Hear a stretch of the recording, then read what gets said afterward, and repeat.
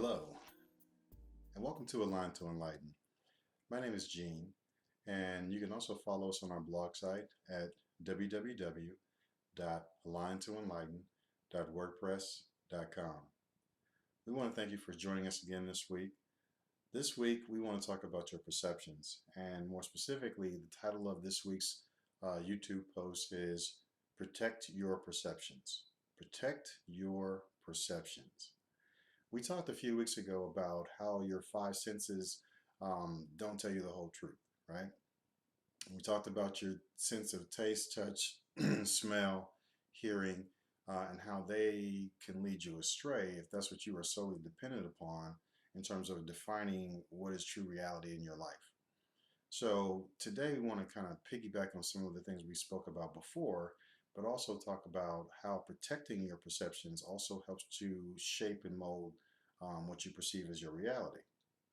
Because the actual fundamental truth is that your perceptions that you have, we are always individually creating our own individual realities based on what we perceive as individuals. So your individual perception is as unique as your fingerprint. Two people may see the same exact circumstance, the same exact situation, but perceive it in two totally opposite types of ways. So we are always and constantly creating our own reality based on what we perceive. So let's talk about how do we protect our perceptions to create the sense of reality that we would like or we would desire in our own lives. So first, let's talk about your five senses. Let's go back to that. So when we consider your five senses, how do they really play in terms of your emotional impact? And examples of this are you might go into a home or to someone else's home, your relative's home. You might smell a turkey cooking or an apple pie, and it takes you back to a feeling of nostalgia that you had. It sparks an emotion that you had from being at grandma's house when you were a child. Or you might be looking at a sunset and with a loved one or by yourself even, and it sparks an emotion of peace and tranquility by watching the sun go down. Or you might, how many times have you heard a song that just sparks something in you? It might take you back to whatever, the spring of 2008 when you were in love and you remember it was 76 degrees outside and the wind was blowing. It takes you back to that type of setting. Or most recently, you remember there was a song by musical artist Pharrell called Happy. And think about how that made people actually feel. The song was entitled Happy. He said happy throughout the entire song. And just the music itself was upbeat. It made you feel a little bit more lighter, more airy, more happy in life, right? So as you can see, your senses help to create a sense of perception and a sense of reality for you. Same as when somebody touches you. If it's a loved one that's touching you, then that might be a touch of comfort or love, versus if a stranger touches you, that might spark an emotion of anger or frustration or worry or fear. So you can see how your emotions play into what you also perceive in life. So this is why it's also important to make sure we are protecting our perceptions. So what I'd like you to do now is to understand or take a look at some of the things that you currently are perceiving in your life. And do these things actually align with what your desired outcomes are? Because if they don't align with your desired outcomes, then those are things that you should consider changing your perceptions on. Now, a lot of times we go through life and we're looking at we live our lives somewhat as a soap opera. A lot of times we really do. It's like the reckless and the ridiculous is is what I call it. And you know, we if you look at the things that we ingest into our five senses, whether it's something that we are tasting or seeing or touching or smelling, if you look at those things that we ingest, those things affect our inner being. But before we get to that, just some examples. If you look at the Jerry Springer Show, for example, the Jerry Springer Show has been on television for over 25 years. You know what's going to happen every single time. There's going to be a couple of people that come out there. Somebody's going to be surprised. Somebody else is going to come out there, and then they're going to have a big old fight. Or if you look at the Maury Povich show, for example, who's the baby's father? And you got a man and a woman, and the story is always the same. You get the paternity test. You are not the father, and the guy, gets up and starts to cheer, and the girl cries, and the crowd goes crazy. It's the same thing that happens every single time. Or any of those housewife shows, the Housewives of Atlanta, the Housewives of Beverly Hills, the Housewives of New Jersey, or the Housewives of New York, whatever that is, the shows all follow the same pattern. You have some groups of girls that don't like the other groups of girls. They end up hanging out. They're forced to hang out. They go to dinner together. They get into fights. They pull hair. They throw drinks. It's full of drama. They come together at the reunion show. They take more shots at each other. It's the same story over and over again. Now, don't get me wrong. I have no judgment against any of that. I'm not saying this is right or wrong, good or bad. None of that. The shows are the shows. Those things are what they are. There's no judgment in that. My point is, do those things that we watch like that, do they align with what your overall desire is in life? Do they align with what you want to see happen within your life?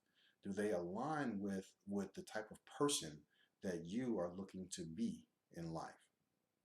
I remember as a third grader, and we were learning about fruits and vegetables and how to eat healthy and everything else, as all third graders learn. And I remember my teacher saying, "You are what you eat."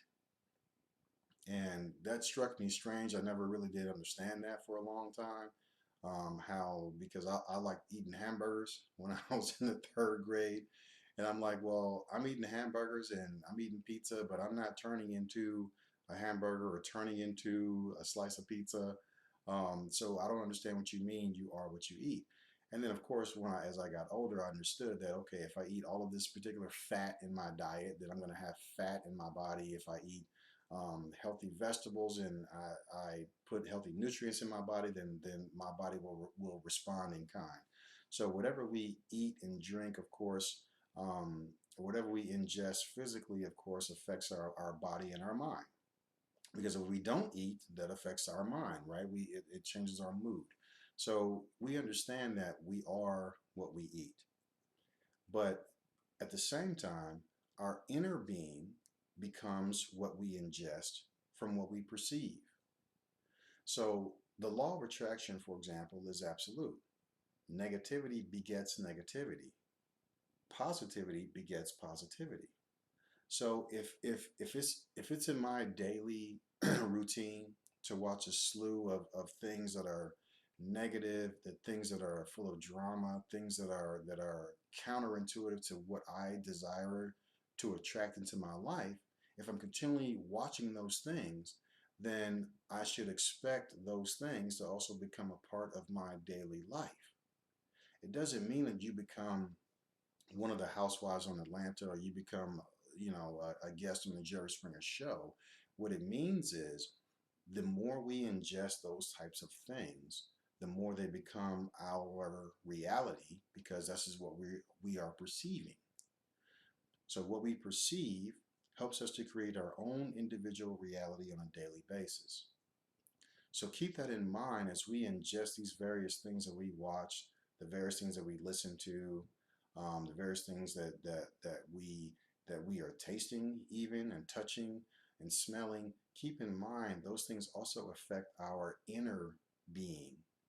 Prime example is like this: if I'm preparing to go to work and I have a presentation to do to the executives in my company, chances are I'm probably not listening to any hard rock or any gangster rap music on my way into work that day. Why? Because I know that that's going to change my disposition. I know it's going to affect my demeanor, my emotional level, my inner being. Those things are being affected by what I'm hearing. The same as if I want a romantic evening, well, I'm probably not going to watch something horrific on television or watch something horrific or see something horrific on the news and then turn right to my loved one and start to express love, because that's not the emotion that what I'm perceiving here is emoting is giving to me. So it's very important to remember that in protecting your perceptions, you are also protecting your inner being. You want to protect your inner being at all times. So think about what perceptions that you have, and are they aligning with what your desired outcomes are from the depths of your soul? So here's what I'd like to offer you this week. As you go through this week, think about some of the things that you desire, some of the ways you desire to feel in your life, some of the ways that you desire to be in your life. So, for example, if you desire to be a beautiful person, and of course, beauty is not necessarily about what you look like on the outside. I'm speaking about true, authentic beauty from the inside as well as out. If you desire to be beautiful, then surround yourself with people and things that are beautiful. Because again, the law of attraction is absolute. If you surround yourself with beautiful things and beautiful people, then you will also have beautiful thoughts, you have beautiful perceptions, and therefore you have no choice but to emit beauty. If you desire to live a calm and tranquil and serene life, then surround yourself or put yourself in positions where you are in the silence, where you have muted out all of the noise around you, figuratively and literally, where you are in a quiet space. That's the way that you achieve tranquility and peace. If you desire to be successful, then surround yourself with things that are successful and people who are also successful.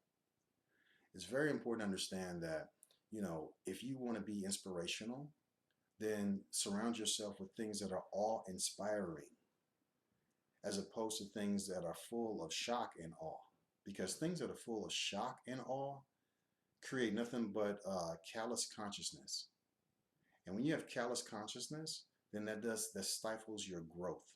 It stifles the growth of your inner being. What you really want to do is open up a door for your consciousness to grow. So keep this in mind. A few things I want you to keep in mind going forward in terms of protecting your perceptions overall. And the one thing is this: by protecting your perceptions, you protect your inner being. Protecting your inner being clears the way for consciousness to grow. And allowing your consciousness to grow provides a way for you to be full and complete at any level of your life. Any level of your life that you choose, including the current level of where you currently are. So protect your perceptions, care for yourself, and love, love, love yourself. Love yourself. Love yourself enough to protect yourself against what you see, what you hear, what you taste, what you touch. Protect yourself. Love yourself. And this way, all of your true, authentic desires and realities will be manifested for you. I want to thank you for joining us today. Again, my name is Gene. You can follow us on our blog site again at www.aligntoenlighten.wordpress.com. Namaste.